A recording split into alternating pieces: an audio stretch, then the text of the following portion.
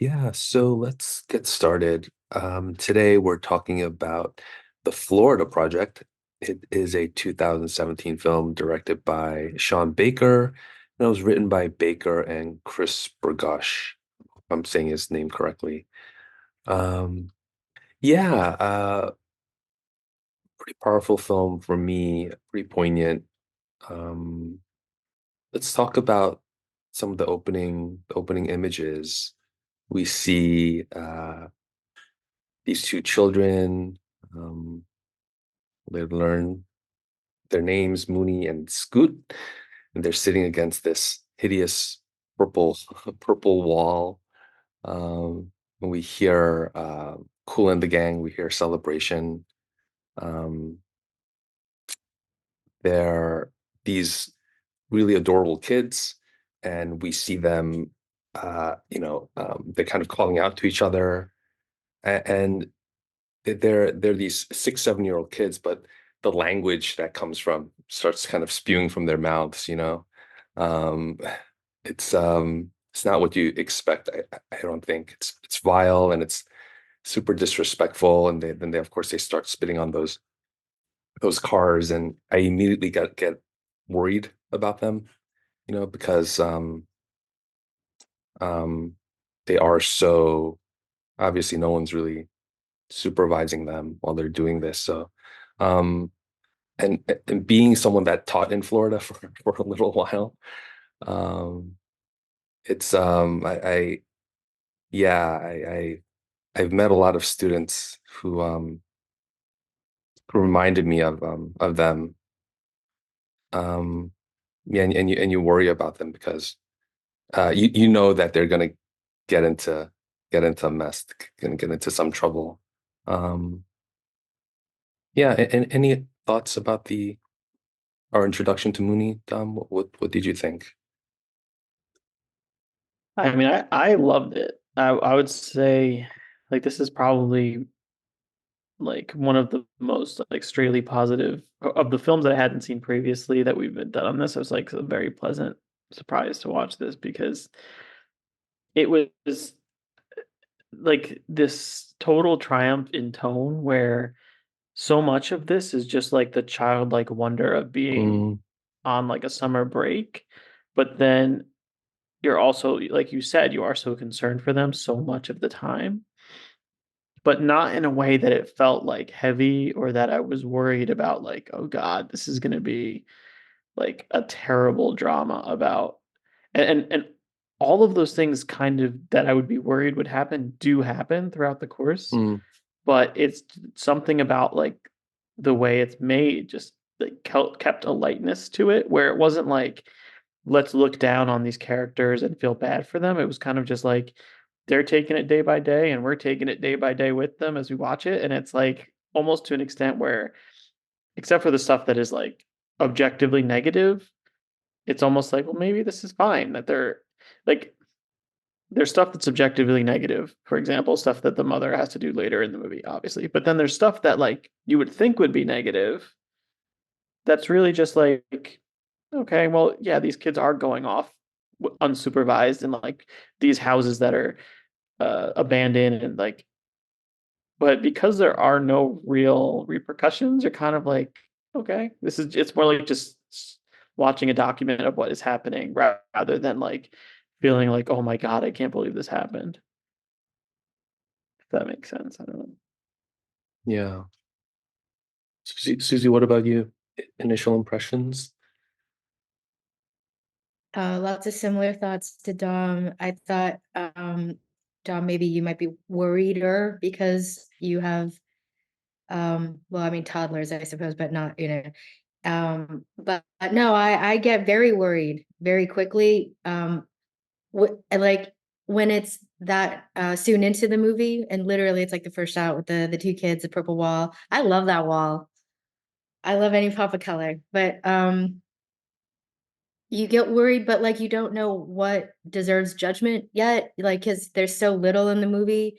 You know that they're little, but you also kind of know that they have been fending for themselves for a minute because they're not doing things that are what sheltered children necessarily would necessarily behave like. I don't know. So very within like the first minute or two, I'm already getting the sense that like these are pretty well-rounded kids. I mean, they're on summer holiday, and yeah, they maybe don't have the childhood that I had, maybe, but I have seen children in better demographic situations that I've been more worried for. But these seem like they're socialized with each other. They hang out with their moms. Um, Willem Dafoe is great.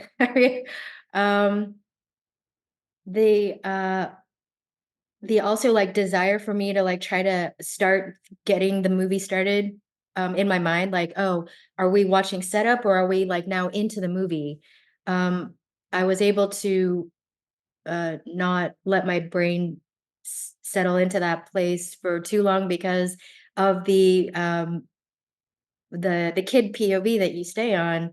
It's very like erratic in here and there, and it's like they'll talk about one thing and then the next, and it doesn't ever feel like I'm actually searching for the story, because I'm just tracking. You think like these three kids, but then it turns very quickly into like mostly this one kid, and I'm just willing to let myself get into it. And I don't know where you would call like the first act break or anything, but really it's with a movie like this, it doesn't matter to me at all. So yeah, I loved it too. Yeah. I think like it's worth sticking on what you say there though to like the first act. Like it's so unstructured, and I think because it pushes that to the extent, like that's the reason it's so successful, right? Like there's so many scenes in this movie that are just children playing or just kind of feel like you're hanging out with children, and there is no need to forward the plot. It's not like, okay, well, we're going to show these kids playing naturalistically, but also this is what you're going to know at the end of the scene that gets to the next thing. It's like you're just spending time with these kids in a way that like everyone would probably, if you didn't write this and direct this himself, like you would probably get noted to death about like, well, okay, this is like it's just like I'm hanging out with other people's children. Like this is not a movie. This is like someone else's home movies almost, like or a kid taking a camera and then you're watching and like I don't care about that, but like you do care because it's not one scene or two scenes. It's like 15 scenes in the movie. Like it is the movie. And so it's like you get to spend enough time with them as characters that you kind of like love them, and you get to get past worrying for them. Like you're always kind of worried for them, but you're also kind of like I don't know, they're like amazing people in a way. Like I don't know how that the main actress did not get nominated for an Oscar. Like I don't remember what else was, but like and yeah, you know, sometimes people play into that like, well, she's a kid and maybe she's just being herself for a lot of this. But it's like screw that. Like she's acting. She's in front of a camera, like she knows she's in front of like that performance. And yeah, Willem Dafoe obviously I think an amazing performance too, but also he's Willem Dafoe. Like but her performance like blew me away. I was just like forgetting. I'm sitting there watching a movie on my TV in my living room and forgetting that it's not real. Like that's an amazing thing to have happen. Yeah, great points. I, yeah, yes, to what Susie said, I was very worried about them as well. I, I think just living and teaching in Florida for um for a little while, like that disrespect thing, the sometimes the like it's a serious thing. It's sometimes it's kind of the line between life and death, really.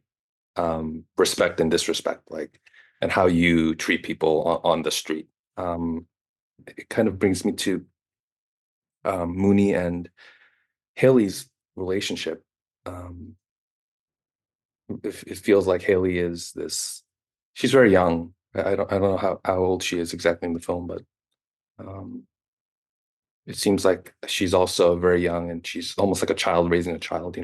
Um, Obviously, Mooney is very obviously she's influenced by everything that her mom does. Um, any thoughts about their relationship, and what do you think, Dom? Yeah, I mean, I think, it's pretty clear that they're showing that like Mooney is this way as a direct result of like hanging out with her mom all day, and this is kind of how she's learned to live. But it's also, you get a sense that like she does love Mooney, and that this is just like she's not really equipped to. She's just trying to get through life. It's not like a more nothing is overly simplified here with their character relationships. It's not like she's a terrible mother. I don't think she is a terrible mother. I think Mm. she loves her kid and she's doing the best she can in terrible circumstances. And it's like everything throughout is that nuance, right? Like Willem Dafoe could very easily have been like the hard ass manager of this motel who's like, but instead, like every time he does something that he has to because it's his job, he does it like the naturalistic way. Like he tries to do things the easy way, which I think is like kind of was very realistic to me. He was kind of just like, I'm not going to be an asshole about this. Like, I'm going to be calm and just be like, this has to get done, but let's, he's not getting off on like his power or being super annoying. He's like doing what he has to do, but he's still like kind of a good guy underneath. And I feel the same way about the mom, right? Like, if she hadn't gotten fired and she was still working, like in terms of like traditional change, I guess. Like they say in the beginning that she kind of gets fired. I guess she's a stripper and she gets fired because she won't do sort of extracurriculars at the club. So she goes from that and refusing to even do that then to turning tricks in her, you know, hotel room while her kid is in the bathtub playing loud music because she has to survive because she doesn't want to be on the street. And that's the choice that she has, right? So it would be a totally different and inferior movie if this was just a story about a kid who has a crappy life because her mother is a terrible, you know, uh, person and she has to deal with that. It's not that. It was more like, here's the reality of this situation. And then we're going to go into the details of this specific family, this mother and daughter, to sort of speak more universally about this is a situation people are in. And so again, like I felt like everything was pretty nuanced and pretty moving and very real. Um, I don't think there were really any decisions that were made that I was kind of like, oh, I don't believe that, except for maybe the mother, Scoot's mother, not explaining why she wouldn't talk to her. But then at the same time, you could say she's not going to tell any other human being out loud that her son was involved in this fire because that's can hurt her son. So you could at least buy that. And even that was only like the one I even thought about. Everything else, the way people reacted, I felt was like totally believable. And the last thing I'll say is like in terms of like respect and disrespect, like it did feel very real to me. Like you open with them spitting on that woman's car, but then like she's laughing about it with with the other mother at the end of that, and then their daughter kind of hanging out for the rest of the movie, becoming good friends, and like stuff like that happens in real life. It doesn't make any sense logically, but it feels very much to me like a lot of gangster movies where it's just like there's respect and there's disrespect and there's a subculture with its own rules, and we're going to establish those rules and we're going to abide by them the entire time. And so as long as the audience knows what those rules are, it makes total sense. Um, so I thought that was pretty kind of genius the way it was just like, you know, when she Mooney asked to go swim and the mother is just like she could just as easily be like, "Oh yeah, sure, go swim," because you know that's gonna piss off Scoot's mom. But instead, she's like, "No, you're not going down there when that bitch is down there." So it's like that's our way to kind of save face, but at the same time, she's respecting that her that Scoot's mom has said not to do that. So, but she's not gonna say like I'm doing it out of respect for her, but she's still gonna act in the way that is respectful. So there's probably a dozen or more examples of that throughout the film. It's like people acting in a way that um, is sort of like the easiest way to get to the place of this is the quote right thing to do right now. Yeah, really good points. What do you think, Susie? Any thoughts you want to add on to there? Yeah, I really liked all of the kid relationships with their parents. I mean, we are not got given a lot, but it is it's emotional and it yanks you this way and that. Um, but again, because it is the kid's point of view, I am with you. I'm watching this. It's not supposed to make sense at like the adult level where we know everybody's motivations and things like that. It's just sort of like the law comes down and literally like at the end the police come. But I like that because I think we all know the inherent drama in like having a kid-centered movie. Kids are inherently, well, kids and older people are powerless. And so like watching them on screen, you get a certain sense. And already that I think that's why we're more worried for the kids than anything else, like as from the get. It's like they're alone. What's going to happen? They're helpless, you know? And so we've already kind of like locked in on that. I also started thinking about other movies where it's told from a kid's perspective, except we're given more as the adults in the room watching, we're given more. Um, but I didn't need a whole lot. Like there was a little bit of confusion where I was like, um, where you see that first instance of Mooney taking a bath by herself when previously we'd seen her getting bathed by her mom. And it's like, oh, okay. And then it's like by that second time, you're like, oh, okay, I know what's up. That kid doesn't know, but I do. And it's like moments like that are not as many as like, have you guys seen a movie called Pawnette? Like, I want to say like early 90s, I want to say mid 90s, French with a 4-year-old as the lead. Dom, when you were talking about like give that kid an Oscar, I think I think the little girl in Pawnette got nominated or something, maybe 4 or 5. And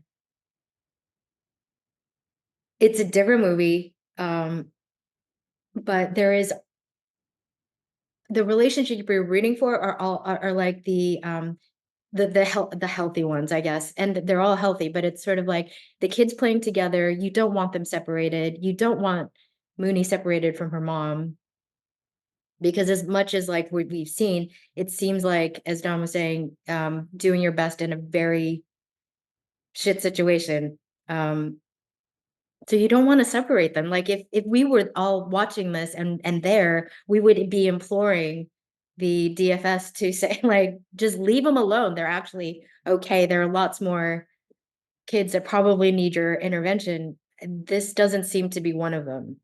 Um, so it's that's the tension for me.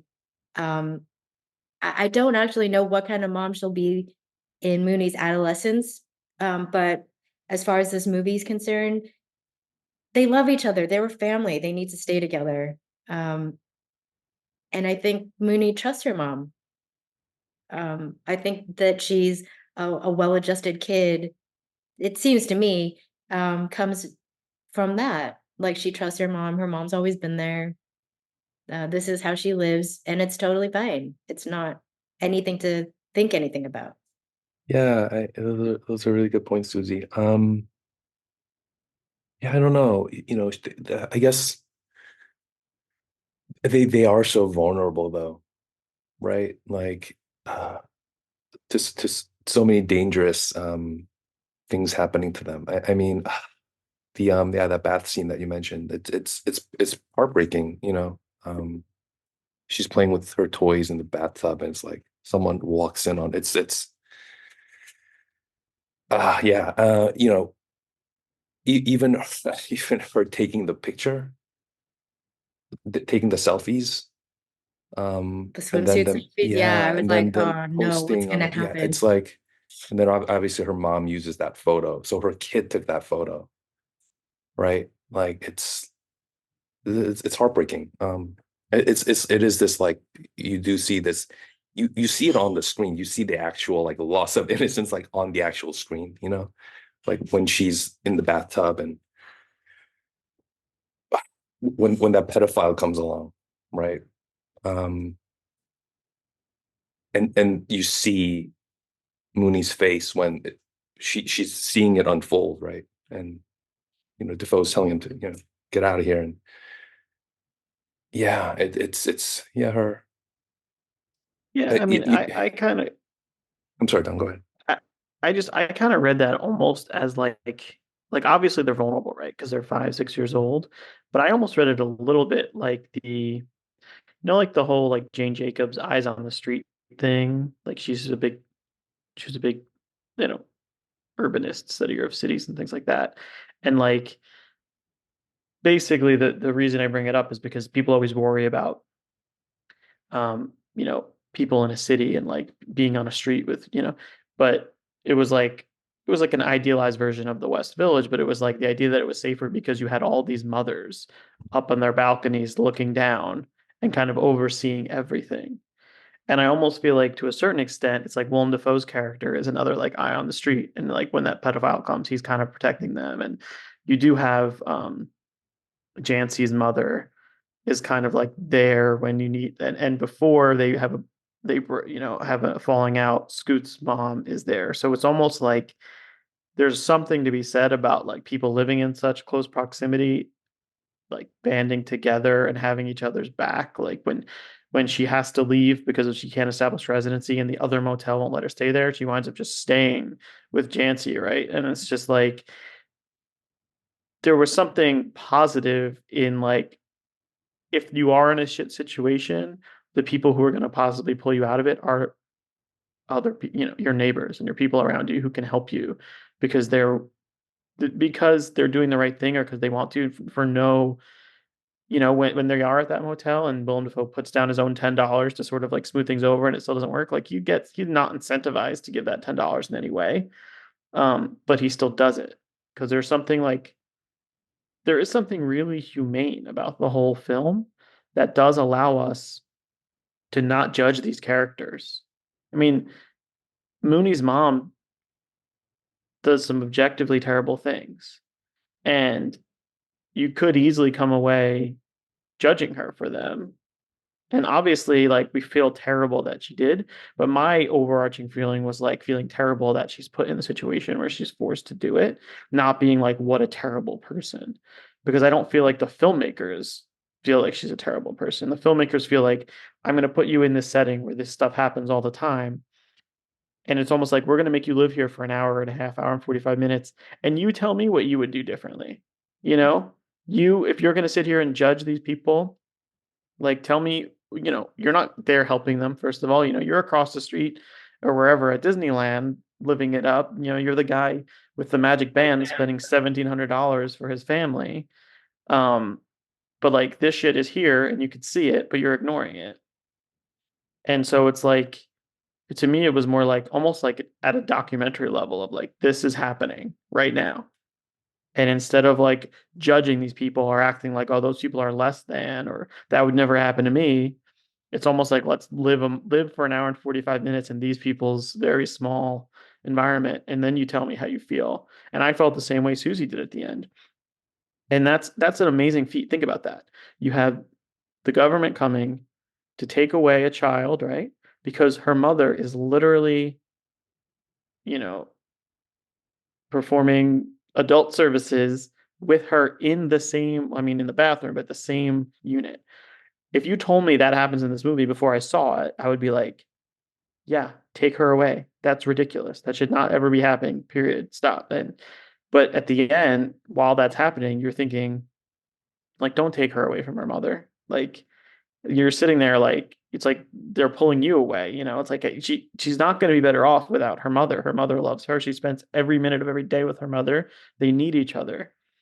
Like, to take you on that ride just by living with them for that time is like a real feat of filmmaking, I think. um and it's just like it's really all character and situation with very little plot, and like that's okay because that's what this is.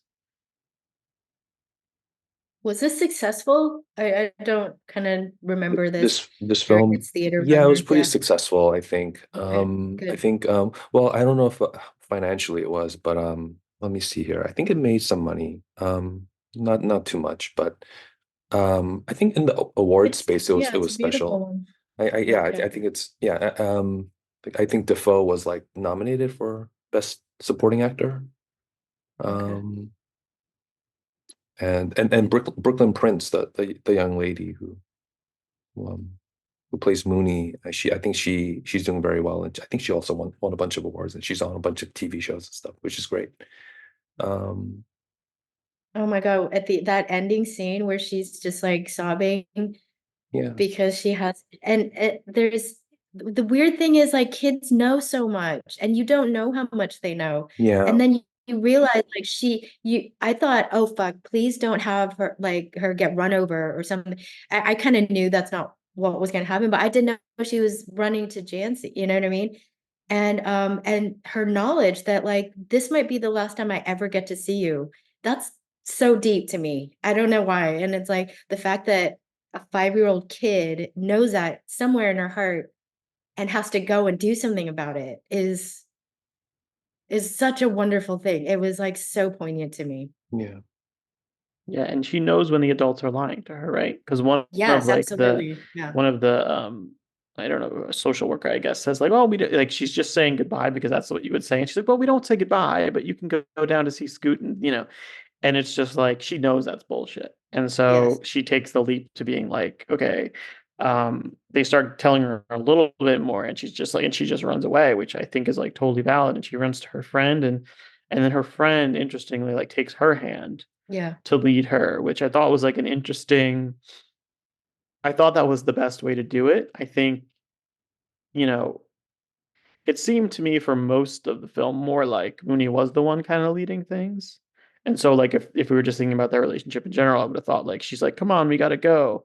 But instead, like she's just crying and she's distraught and she's just a little kid at that moment. Yeah. And so her friends like literally takes her by the hand and just like, come on, like I'm gonna help you. I don't know, she doesn't really necessarily have a plan. She doesn't, it's not like it actually is going to help, but like she's got to do something right now. And so she just takes her and they just run to Disneyland. And it's just like, it was such a beautiful ending. Um, Yeah.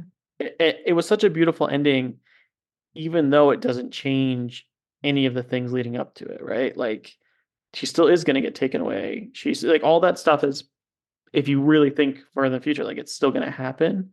But the fact that we get that ending and the fact that it does end there makes you able to feel like it continues the feelings that you have throughout the movie of sort of like this childlike wonder and joy moments instead of ending on like I don't even know what the alternative would be, like a title card that says like she was taken away from her, like like it's so perfectly like kind of the only ending but also was not at all like uh something I saw coming, if that makes sense, which I think is the Yeah, which is literally weird because we've been next to Disneyland the whole time, right. not ever really thinking about it. I was never even wondering, are those kids even gonna make it to Disneyland? I thought they're never gonna go. These Yeah. damn it, Well, they there was a beautiful moment where they sell the passes and Mooney's this look on Mooney's face, and it's like you don't even know if she's just so good at sort of the grift that she's purposely looking sad, or if she's mm, genuinely sad because she was holding passes that could have taken her to Disneyland. yeah. Like I just thought there was so much like that that was just like so perfectly done. Um, There was but that yeah, wonderful scene where they're looking in through a shop window, I think, and Mooney's like, I can always tell when they're about to cry. Oh no, it was in the lobby window early on. Yeah, yeah, I can always tell when adults are about to cry because it's like the fiance or the yeah. newlywed woman is there. I just thought it was like I don't know, like Jesus. so well written and so well acted and so Yeah. well directed and so well edited. And the editing specifically and the directing, like only because it's almost like a documentary in terms of like the infinite choices. Like some of these scenes that are just of them playing could have just as easily been at the 20-minute mark of the film as the 70-minute mark of the film. Because it's just about living with these kids and like to pick these perfect moments and show them and place them in places and balance that tone of like these terrible things that are happening, but also this like summer vacation. Like I just thought, I don't know, like this one's gonna stick with me for sure. Um, it's definitely a film I'll recommend to people.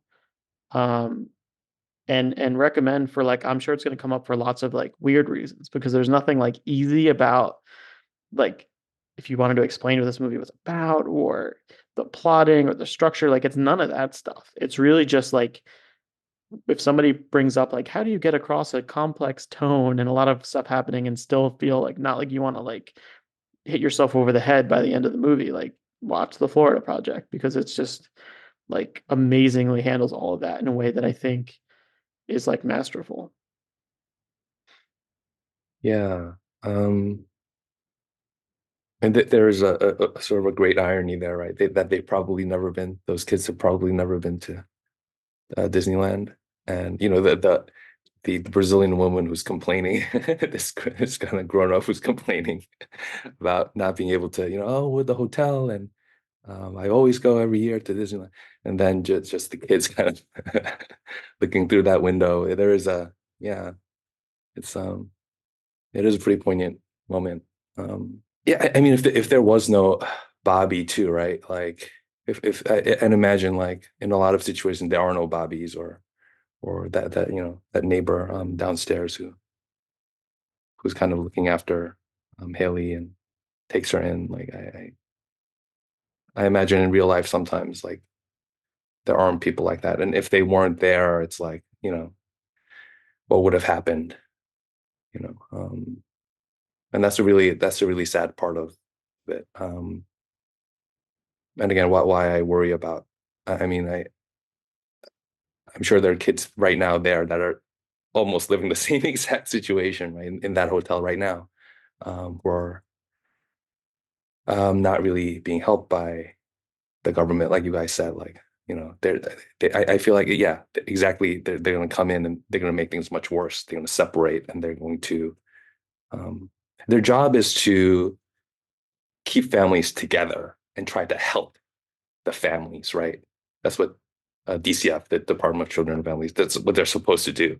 They're supposed to try their best to keep them together, not immediately, you know, separate. That's not what their job is. But I feel like that's what they often do, and it's like the easiest for them.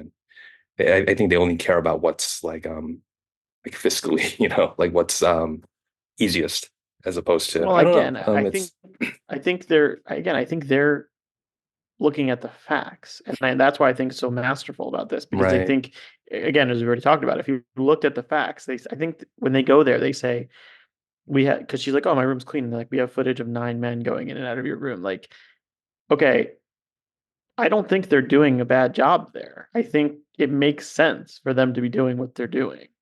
It's just that we who have the benefit of sort of living with them over the course of what is I don't know, maybe a couple of weeks, know that she does love her kid and that she's doing her best, but they don't know that. So it's not as simple as like they're the evil people ripping the family apart. It's like more like the reality of they can be doing their job in a way that makes sense and it could still be the wrong thing. But you only know that because you're like taking the time to like actually understand them as people, which as we know is like not something the government is able to do, right? Their numbers and their that you know that's what it's that's where the art and like the filmmaking comes in, and the storytelling comes in. These are real people who are living their life to the best of their ability here. It's not they are a bullet point on a fact sheet which says 9 men came into this room last night, or not last night, but over the course of however many days. You know, Yeah. Mm. it's nuance, and it's also like it's part of the political discussion, right? Like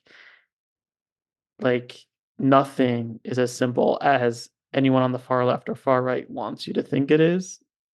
You know, there's no stories are not easy to sell and have people rally behind if they're gray. So they make these black and white stories. And that's kind of what life is because like propaganda can be black and white and real storytelling is you know, as we all know, it's in the grays. And so this movie like lets you live in the gray for the entire time in a way that I think is like beautiful. I have a question, maybe related to Gray. I don't think so. Hold on, wait. My question has to do with the lack of rising tension in a movie like this. Um, and to bring it down to like what makes a marketable script. I I shudder to think that there's a beautiful script like this out there where you can't get anybody to read it because I don't even know if I'd be able to defend it, to be honest with you, but like whoever wrote it knew what they were doing. Sean Baker knew what to do with the script, but there's no rising action in it. There just isn't. Um, in that French movie I was telling you about, Pawnette, I think there is more in that one. Also very little, but I don't have a problem with it. I think that like um at the screenplay stage of this, um if I had written something like this, I wonder who I would give it to for notes, I guess is where I would start. I mean, what do you guys think of non-rising action and its marketability? It's like, what do you do with it? How do you give notes on it? Yeah. Yeah, that's great. That's a good question. Um, Dom, what do you think? I mean, I would say you don't, right? Like this is you can only make this movie if you write it knowing you're going to direct it, and therefore the Mm, script becomes sort of a shorthand for like we're going to shoot here and there. I think I don't know, I haven't researched it, but I think having watched the film, I don't think it's possible that there isn't a significant amount of improvisation in here. I mean, and everything. I mean, everything from obviously you're working with children, you're kind of just letting children be children and putting the camera on them, but also even like there's that scene with Willem Dafoe where he's like talking to the birds.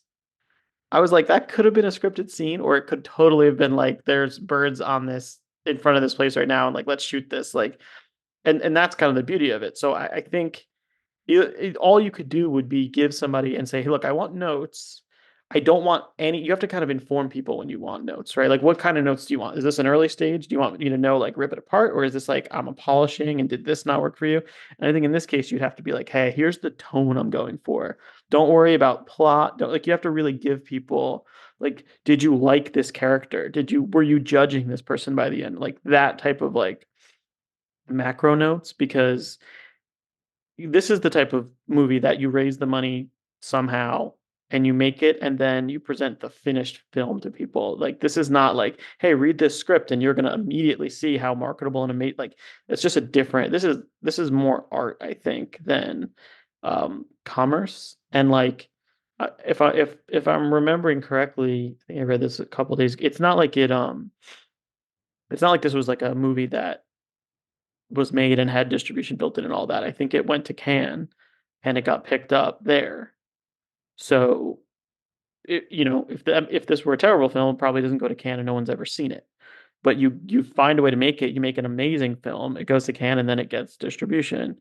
Um, so all of those steps only happen if you do the part to make a good film and you have people react to the film as a piece. I'd be interested to try to find this script actually because I don't I'm sure, Susie, you're right. That if I read the script, I'd be like, well, what? I like these characters, but there's no plot here, and there's no arc, and there's no rising action. And, I could reorder, what's the first thing you say, right? Each scene should come from the last. What are the sequences? Like, I could take this scene and put it over here. I already said that. And, like, that's a terrible thing at the script stage for that to be true, but it's an amazing thing within the movie. Yeah, you definitely need some smart people who get it to read this and kind of know because if you just give this to somebody to like give this, it would be an interesting thing. Give this to an AI coverage bot and see what the hell they say about this thing. I'm sure that they're going to say it's unsuccessful and all the problems with it, and then you'd never get this amazing movie out of it. yeah. I'm somewhat familiar with Sean Baker's work. I've seen most of his films. Yeah, I think he's a very special director. A very important one. Um, I think more directors like him should get some shine. But I'm glad that his movies are or he's able to make these movies and he's able to do okay with them. Yeah, like I think I mentioned last time, his first film, Take Out, second one, Principal, they're all very, very good. You guys should check them out. If you have a chance. Um, yeah, all of his movies are yeah, they have so much heart and empathy and um I think you learn maybe different things about yourself as well. I mean, even in this movie, just ha being more empathetic to perhaps people in these situations, and like because again, like in Florida, in the streets, when you're at hotels, when you're at restaurants, I mean, you see people having a tough time all the time, and I think they're sometimes kind of the invisible ones. You kind of don't really see them, but yeah, I mean, it makes you see things a little bit differently, I suppose, which is a special thing. Yeah, definitely check out his films if you guys haven't. Um, you guys haven't seen any other films by him, right? This is your first experience, his films. I've seen parts of Tangerine were floating around when it came out, Tangerine. just Yeah, you because should check that that one was the out whole like too. shot on iPhone thing, Yeah, you yeah, know. yeah. Um, I think that was like the gimmick, the shot on the iPhone, but it's yeah, it's a really powerful film. You guys should check I that one really out. want to see it. Yeah, I know Dom, you've worked with kid actors before, child actors, and Susie, you have too, right? I think we maybe mentioned it. When we're talking Yeah, about The Omen, there's a but kid in Darla. yeah, there's a kid in Darla, yeah. And I always try to, like, when I was working in Korea, when I was working in Florida, I always, like, when I saw a kid that was really wanted to try acting or had that like little spark, I always used to encourage them to give it a shot, because it's a new skill that they can have, and it's, you never know, they might have develop it into like this new passion. But do you guys have any like memorable stories or moments working with children? Anything kind of like surprise you? Because I know, Don, you've worked with kids quite a few times, right? In your thesis project, there was a child, and then in Yeah, I your think film. we've all worked. You had Yeah. a little Well, bit older yeah, kids in Snapshot too. I mean,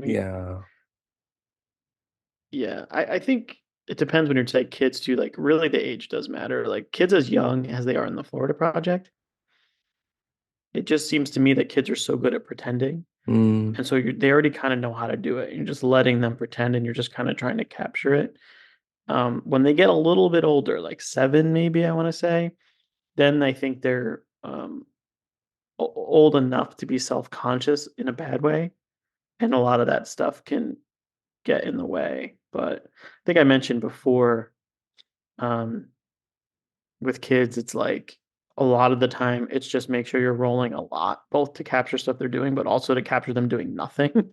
Because then in the edit, you can just kind of like put in that as a reaction shot and we'll read it, the whole Kuleshov effect thing. Like we'll read it the way we want to. I forget which one of our teachers said it, but they said especially when when you're shooting kids, like have a signal with the camera operator so that you're actually rolling for like a full like 10-15 seconds before you even go through the whole like roll sound action thing, because you're probably going to use that like where you're just on their face, or they're standing there fidgeting, and you're probably going to use that, or like a close up on their face with a blank expression. Like that's going to be so useful to you.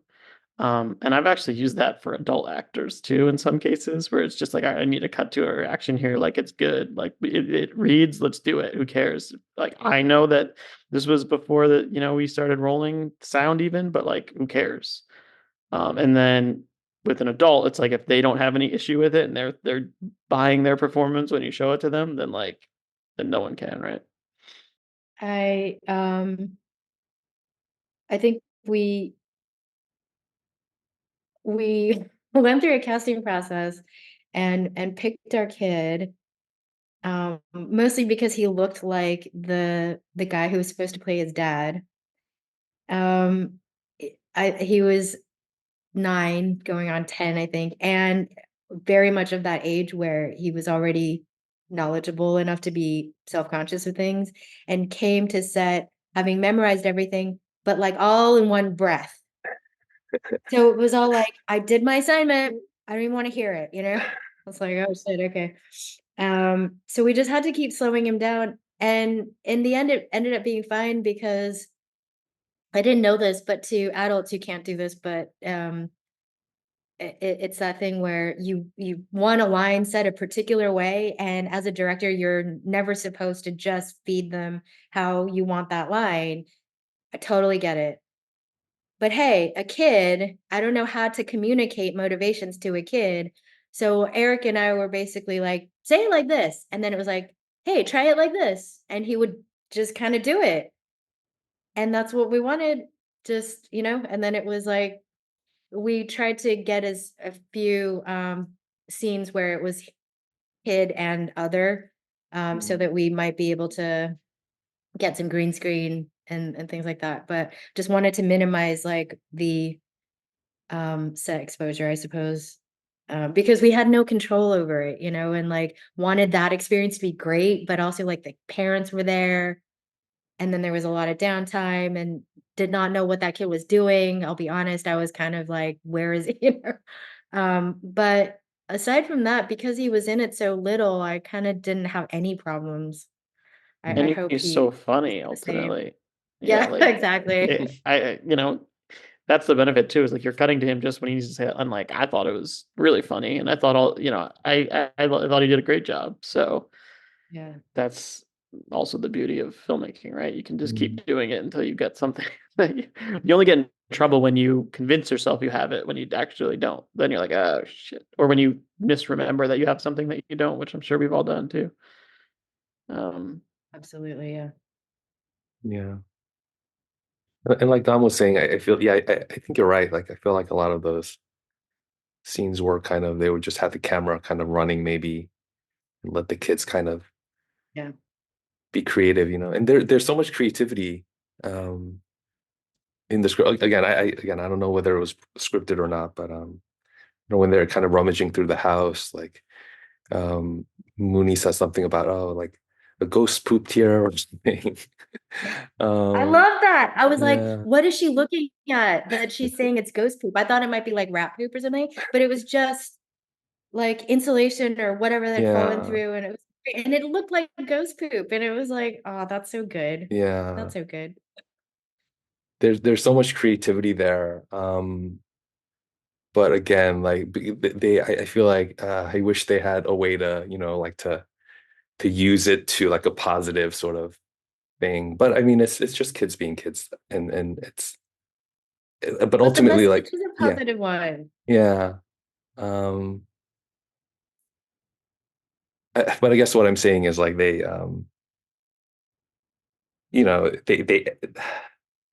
without even knowing it, like I think they end up being destructive. Like, so I don't think Scoot meant to set the hotel on fire, you know what I mean? But it's just like, oh, I want to try this. But because they haven't, they're not really kids don't, yeah, like Dom was saying, they don't have like an idea of like what the consequences of something are, right? They just try things. They just want to have fun and try things. But because they don't have that like that sort of but then awareness, also again, in yeah. terms of tone, then also two things. One, that doesn't come back, right? No police show up, which I think is awesome because it's like I don't want that. And then the other thing is they go when everybody's going to watch the fire and they're kind of excited about it.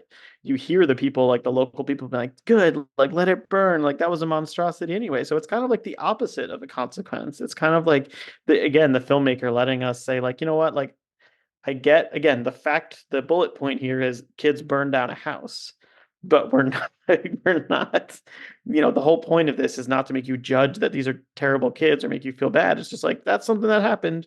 Like they don't almost like don't have any agency. They're just there keeping themselves occupied and imagining and living their lives, and they're not worse for it. It's kind of a great thing.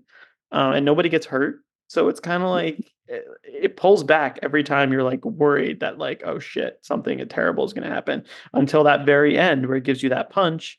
And then I think that sort of like run to Disneyland is like the closest they could do to pulling back, because I don't think this film wants you to leave feeling depressed about the fact that people live like this adjacent uh Disneyland, Disney World, whatever it is. Like I think it's more just it wants you to know that it happens and think about it and sort of not judge it. Mhm. There's that really beautiful scene too where Jancy and Mooney are sitting on that tree, that big tree that's fallen down. And like I think Mooney says something like, the reason I like this tree is because it's fallen and it's still here or something like that. Right? Yeah, Where it you like fell over and it's still growing. it's still growing. Yeah. Yeah. It's her Yeah. favorite tree. I mean, it's just you can't write that, can you? I don't think so. I It's think Yeah, that I was think it's it's shocking. I think it's even better than that. Like it's not even she doesn't even say it fell over because that seems too definitive. It's almost like she's like it went sideways and it's still growing or something like that. Yeah, It's still whatever it growing, is, but it's like something and it's still growing. You know what I mean? yeah. She's like, Yeah. I love its resilience. And without knowing it, there's the theme of the movie. Yeah. Yeah, no. It's yeah, again, I can't say enough good things about this. Like, it's always possible I'll watch it again 10 years from now and just be like, yeah, that was okay. I don't know why I loved it so much. But like right now I'm like, I love this movie. yeah. I even like the way you put it, Dom, because I've been like thinking, who am I gonna watch this with next? Because sometimes when I really love something, I'll make my husband watch it with me again. Um, he would love this. I don't know why I'm protective of it. There's not even like a reason for it. I guess like there is the possibility he might get judgy. He won't though, but I don't know. Yeah, what is my hesitation? I don't know. There is yeah, it's almost like the possibility that someone could be glib about this by just looking at the sort of bullet point version is Mm. like frightening. Like so that someone could be like reductive and say, Yeah, well, yeah, of course they take her away and the mother is a despicable person. And it's just like, don't you dare. Like, how right. could that be what you take away from this? Like, that's the opposite of what you're supposed to feel at this point. And obviously you can't monitor how people feel, but it's also like you don't want to deal with like someone potentially taking that away. Although, No. again, most people I think it is a well done film. So I don't think most people will take that away. Yeah. But it's like a deal breaker. Like if I watch this with someone and that's what they take away, I'm like, I'm probably not going to be your friend anymore. Yeah. Well, last point for me. William Dafoe, his yeah, great performance from him. Uh, you get to see a little bit of maybe insight into his life, and um, like things not really maybe didn't go too well for his family, but he's there taking care of trying or at least trying his best to kind of manage and take care of the families in this hotel. Anything particularly interesting or compelling to you about his character, his performance? The um the younger guy who's like helping him with the ice machine and things like that, who was he? Is it his son? I imagine that's No. his son, right? No, Tom? Yeah, Okay, that's his son. Yeah. okay, Yeah. and then yeah. Uh it's it's another one of these things where it's like I don't have a lot of questions about him. I feel like what we were given is sufficient. I think we get hints of his pain, but it's not his movie. He serves his purpose as occasionally a comedic foil, not exactly, but you know what I mean. And he's just a good guy. I was a little bummed out that he wasn't much more like advocating for Haley and Mm. Mooney at the end a little bit, but it's also not his business. You know what I mean? So it's like you get also like how many times has he tried to be more forceful and intervene, and how many times has it backfired on him? I don't know. Working there for the number of years he has, and yeah. There's a sort of So I resilience wonder, in his spirit too, right? Like I imagine that's a very difficult job, and how he just kind of keeps chugging along. He is an interesting character. he seems really good natured too, which is like I don't even know how you keep that um doing the work you're doing. I think to a certain extent he's also like a stand-in for the audience, right? Because he is living with them and not mm, judging them. Mm, And um I just think we've talked about it. I think it was a great performance and I think a very, very nuanced character that I'm struggling to think of other examples like that, but again, it feels to me in my head like it's similar to certain like mafia movies where it's just like there's this guy who does things the way that they need to be done and he has his own kind of code and He's not doing anything at all maliciously. He's just trying to like get what needs to be done in the way that like the path of least resistance. And like that's the way a lot of stuff either is done in life or sometimes should be done in life, because people take like the hard line role on these things. It's just like, you know what, if you kind of just like eased into this a little bit and like made it kind of that it was that person's idea, or like made it present things in a way where it's like someone can go with you and save face, they're going to take that out, you know? And that's like all of his decisions kind of felt that way to me.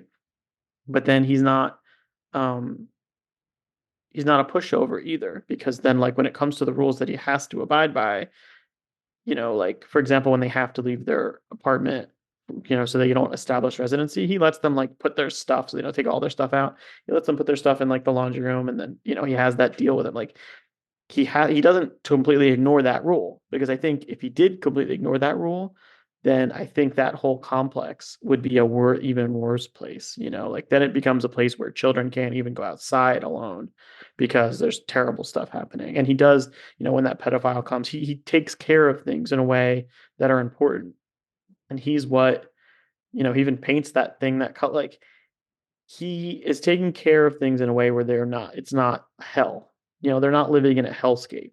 And there are some projects that we've seen, especially depicted in film, where, for example, like drugs are much like heavy drugs are much more heavily a part of the world. And I kind of got a sense that like, yeah, we see them smoking weed here and there, but we don't see people shooting up heroin. We don't fear for the children, like just being outside, you know? And so I felt a little bit like that's because his character is kind of like doing his job to take care of this place as much as is possible. And he has some pride in it, right? He even says like, I'm going to fix those machines by the end of the week. Like he has pride and respect, and those things are like themes that are very important throughout the film. Any final thoughts? It seems like it's a pretty big unanimous recommend. Um, I like what you do so with starting off with the first moments of each of the movies that we've been talking about, because it's made me more alert to just first scenes and really how I think we all are aware of them, but we kind of it's easy to sublimate them. But mm, now being more aware of them, it's making me be more conscious of why does this one work for me? And it's you're launched into the kids POV just at get. I mean, it's just that's where we are and that's where we stay. And then throughout the movie, we're meted information that is enough to kind of worry us because we're the adults watching the behaviors of children, so we have to be worried about for them.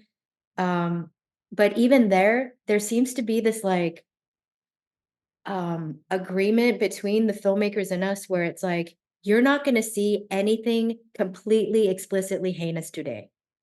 I think Dom, you had said something about I forget which movie now, but it was sort of like I think it was Color Purple actually, where you're like, because of the opening scene, you might see some stuff, but it's actually going to be beautiful at the end. And um I appreciated that. And now knowing it, I'm sort of like now much more keen to understand like what those first shots are, how do I feel about them, and how do they carry on through the rest of the movie. yeah, that's a really good point. I mean, even like even Dom mentioning William Dafoe like painting this wall. He spent all this money painting it, and all of the kind of care that he put into it. The first shot is really of that wall, right? And the kid's kind of sitting Mhm. against that wall, right? So it's like perhaps it's there's some sort of symbolism there. It is this kind of hideous wall, and but at the same time, it is that there's kind of a beauty about it. In someone make trying to like Dom, Dom said, like not make this a total, depressing, hellhole to live in. It's Disney, it's Disney World, it's across from Disney, and to almost try to make it better for these kids, for these children. It's almost like that's maybe even the reason he perhaps painted these walls, right? Just to give them Yeah, something. somewhere to play. Brightness. Yeah. Yeah, a We brightness. it's also mirrored really nicely, right? Like we open the film with kids playing, and so we end with the film with kids playing. Yeah. I really like that. Thank you guys so much for watching. I really hope you enjoyed that discussion. If you found it interesting, informative, please consider hitting that like button and subscribing. It'll really help us out.